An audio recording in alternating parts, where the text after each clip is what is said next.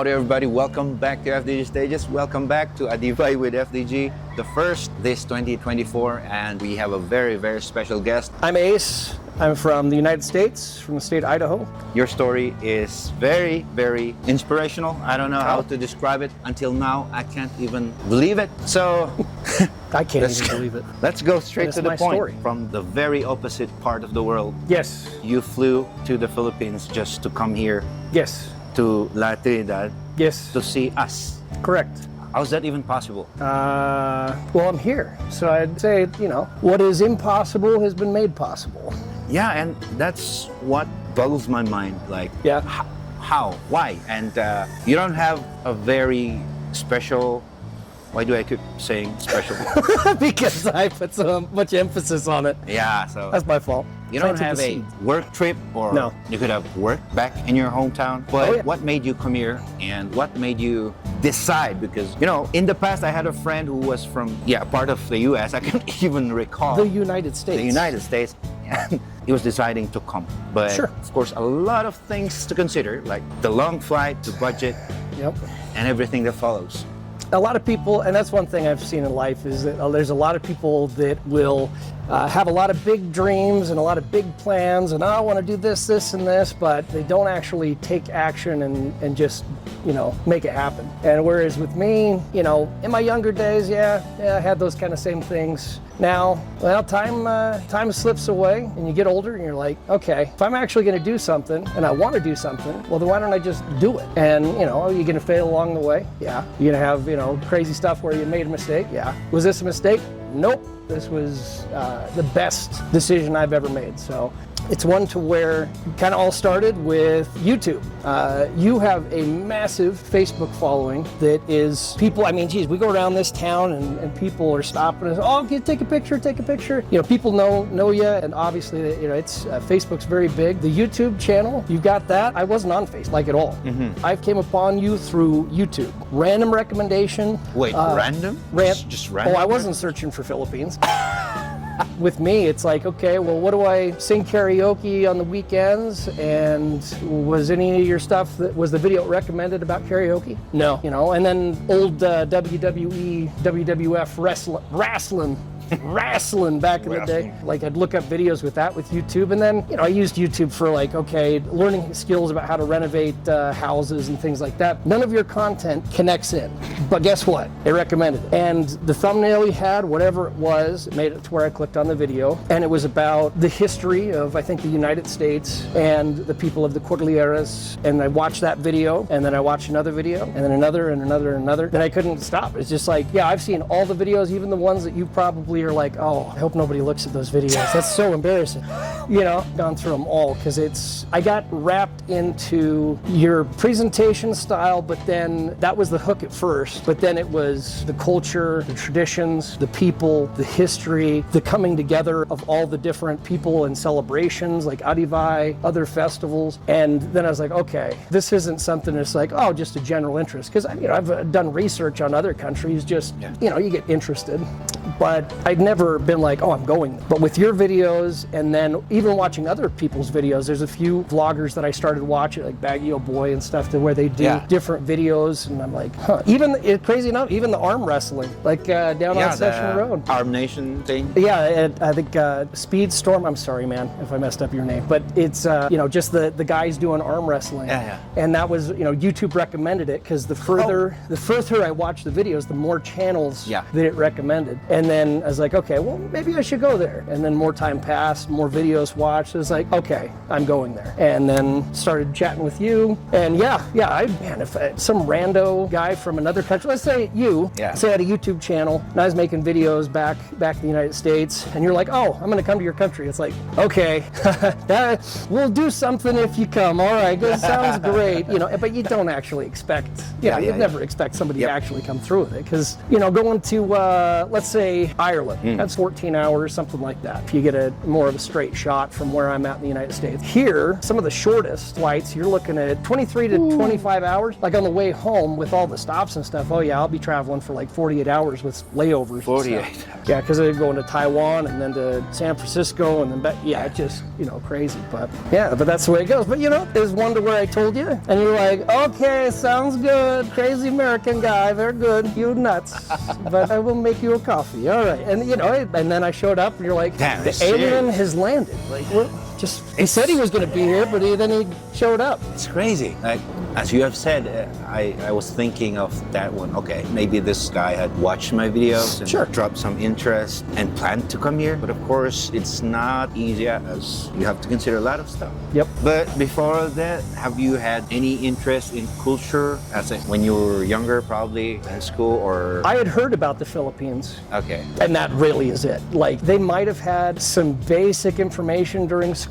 It would all be revolving around World War II. World War II. Yeah. The Spanish. I shall return. So that's the most famous thing. That is the. I mean, other than that though, it's like, okay, so what's in the Philippines? I knew maybe that there was call centers here. Okay. Just because you hear that over time, and you call Bank of America, let's say, and oh, where are you from? Oh, I'm from the Philippines. That kind of thing. Other than that, Philippines isn't, at least for Americans, all Americans, because of probably songs and media and movies, they know Thailand. Let's say. Yeah. They know Vietnam because of the Vietnam War, but they probably don't know much beyond that. But the Philippines, it's a lot more limited in just overall knowledge. And so even as I was trying to gain knowledge about the Philippines, it's kind of tough. Yeah. Because there's vloggers that are around here, but they're not speaking English. Yeah.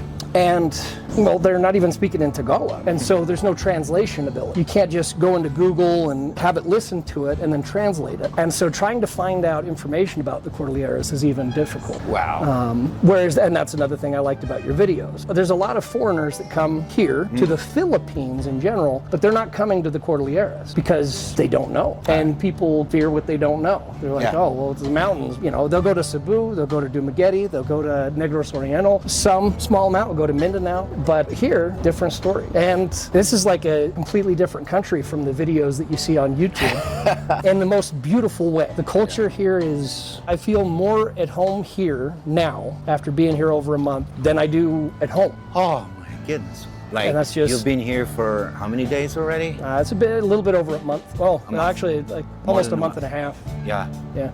And wow, how amazing is that? Like, how did you feel that way? I mean, from the first time that you saw some videos and you understood that there's a little bit different culture here in the Cordilleras, and then you came here and then experienced it for a little bit of time. It is a very small amount of time. Small amount of time. Yeah. How do you say that? I mean, why? It's just a toe in the water. Yeah. Yeah, it's been an American expression. It's just dipping my toe in the water. Am I immersed in the water yet? No, but so far, so good. But what made you feel that way? Like, the people. Had you had any bad experiences for the month? Oh, yes. Yeah, Okay. definitely. I've definitely had a bad experience. I was with other foreigners. So yes, absolutely.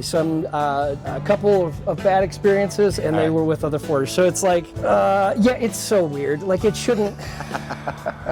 And I know that there's bad people everywhere in the world. Yeah. That is the reality of it. There's always a percentage. But being in Baguio and Trinidad, to where it is a bigger city and a comparable city. So size-wise, you take a city like Baguio and you take a city that's of equal size in the United States. Would I feel comfortable driving or walking around a big city at night? No, in America. Mm-hmm. No. Here, I'm cautious. I'm not acting stupid, but I'm comfortable. And I shouldn't. I'm not a city guy. I'm all country. I come from the town that I got my place at. I mean, it's like 600 people. So it's super. I mean, it is super small compared to here. It's not because of the place. It has nothing to do with the place. It has to do with the people. The people. My interactions. I'm walking by somebody. I smile at them. They smile at me. It's like they say that Thailand is the land of smiles, but I've watched a lot of videos of people walking down the street just videoing. No slam to Thailand. If you like Thailand, you're Thai, rock and roll. But here, I can get a smile back out of pretty much anybody. People are friendly. If I have no hesitation here to take my scooter that I rented and drive out into the province and end up some random place that, you know, I have no idea where I'm at, my phone's not working, and still be able to talk to anybody and be able to have them, you know, help me to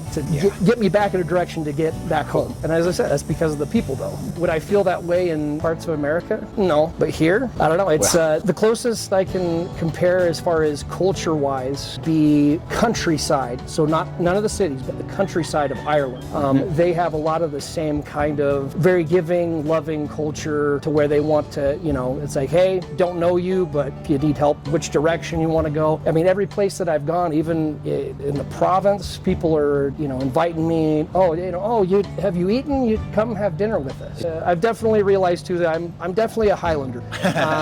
No disrespect to the Lowlanders. There's a lot of you guys are awesome too for your own, but you know, it's very different up here, and it's different than any video that I watched that was from foreigners. You know, they'd gone through, let's say Baguio, they'd toured Baguio, and they talked about it, and it doesn't match, and it doesn't match in a good way. It's better. I don't know how they experience it, by immersing themselves probably, or just had the, you know, just a tip of the experience that they should have. Also, I do have a difference of mindset too. Yeah. I'm not here to change the Philippines. I'm here to have the Philippines change me.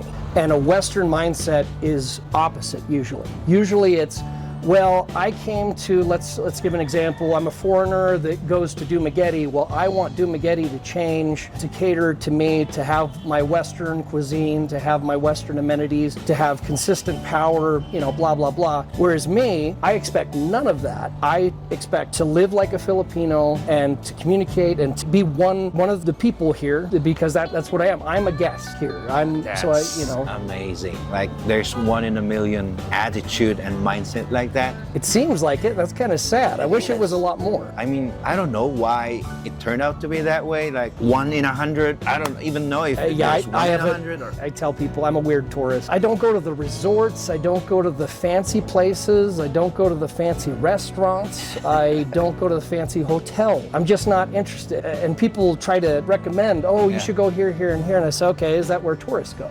Yes.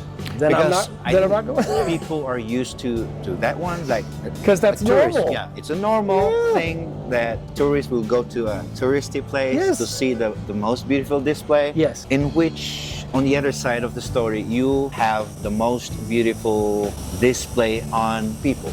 Yeah, I'm not here to see the beauty of the nature necessarily. It just comes with it. It's the cherry on top. I'm here to see the beauty of the people. Yeah. Oh, that's amazing. And they just don't understand. It doesn't make any sense. It's like, okay, so you flew here from America to not go to tourist places, to just walk around and talk to people? Yeah, that's pretty much it. But you can do that online, right? No, because people are fake on that.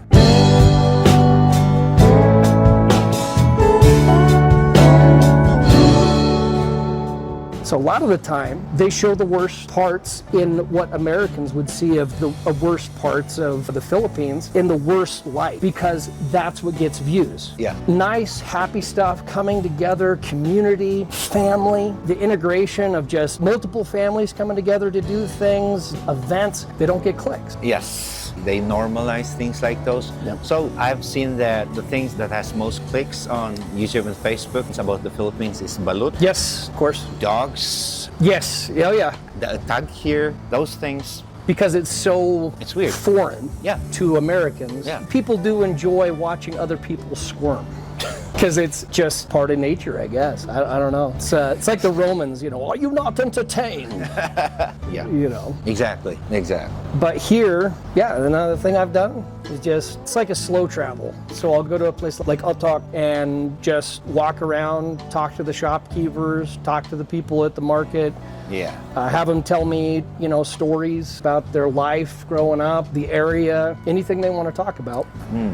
Wait, in the past, the build-up of the relationship between Highlanders and Lowlanders have been tough. Yes. Because as I have discussed on some of my videos, the history was so tough for the Highlanders and created a lot of misconceptions, beliefs that are misinformation about igorots. So. And now the Lowlanders, I'm not saying that all of them, but the general and according to a lot of experiences by our friends and the people from by here. Me as well. Yep. Just watching and talking to the Lowlanders that are in Baguio. Yeah. Yes.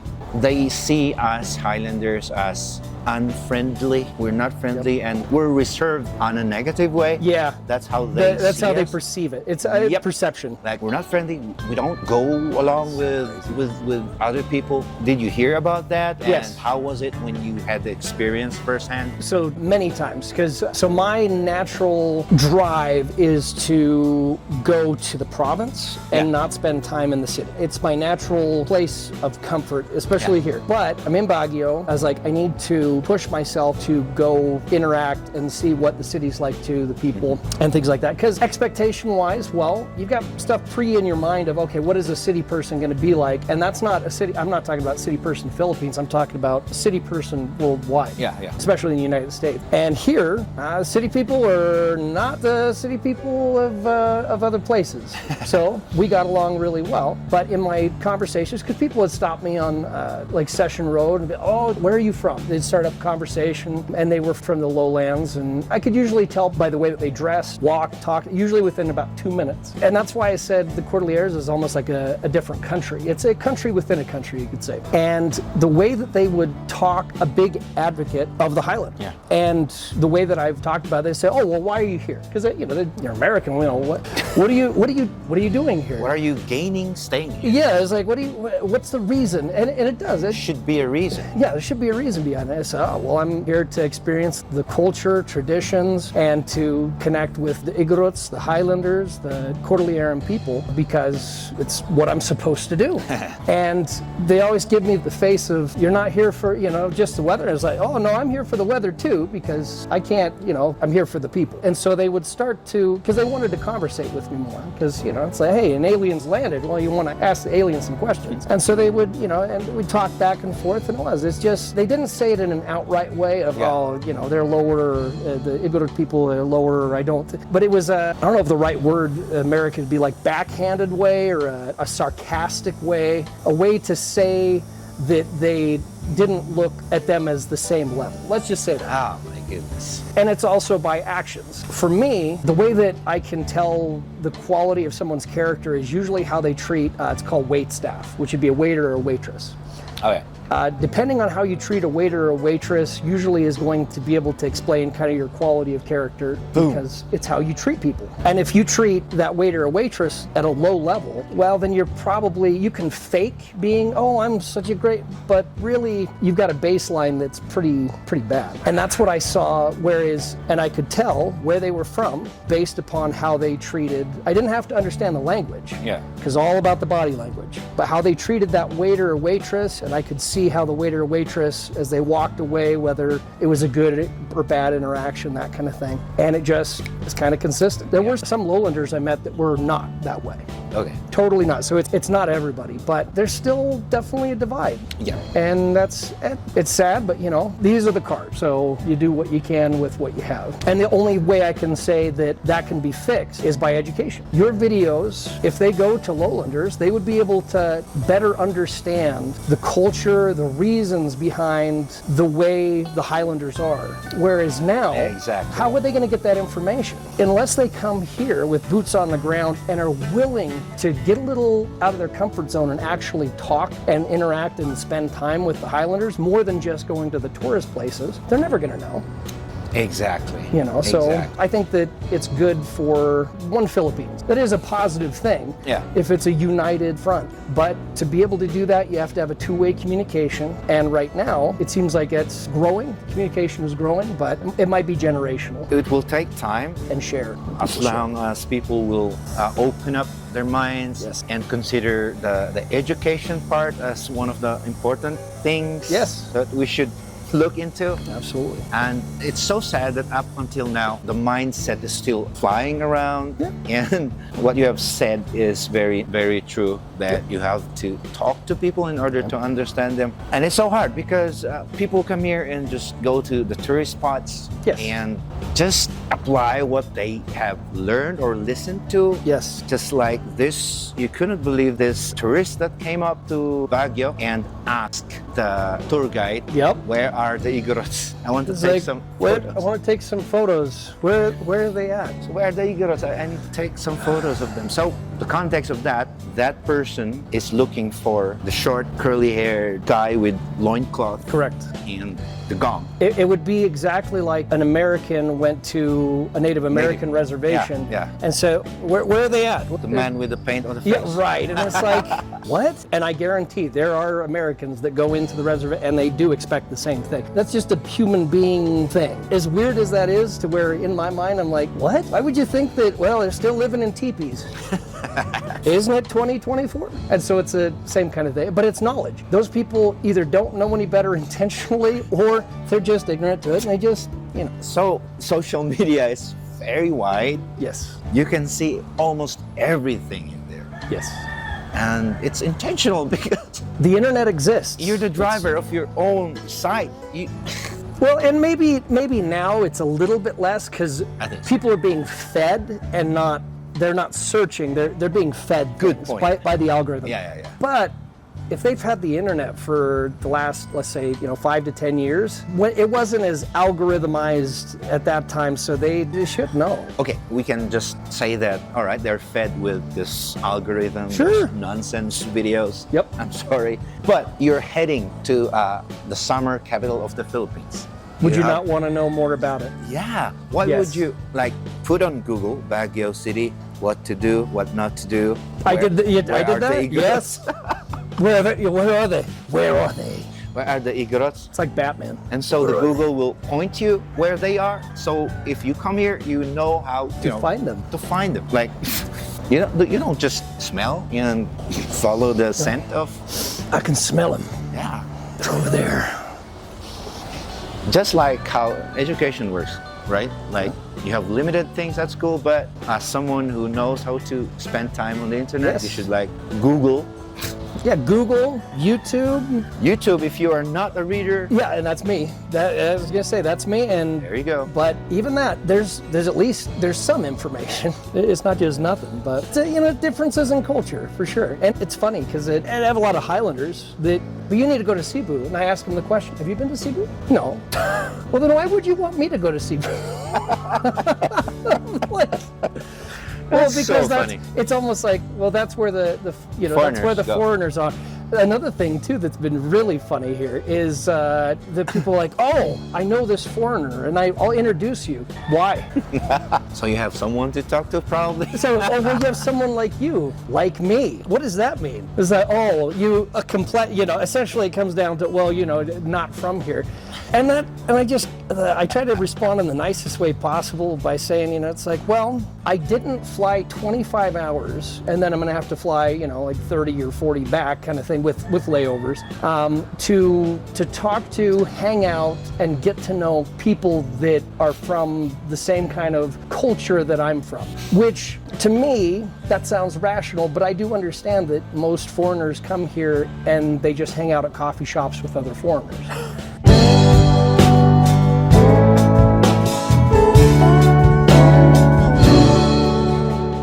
My age, 37, which people think I'm like in my 50s here, gray hair. You guys, seriously, what kind of fountain of youth do you got going on here? You guys don't age. Like, people are like, oh, You don't know? You're like in your 50s, 60s. I'm like, oh my gosh, I was 37. Should I tell you the secret? Tell me the secret. I need the secret. Because I need to stop aging. Because you Yeah. guys have obviously got this down. What? See? Sharing. What?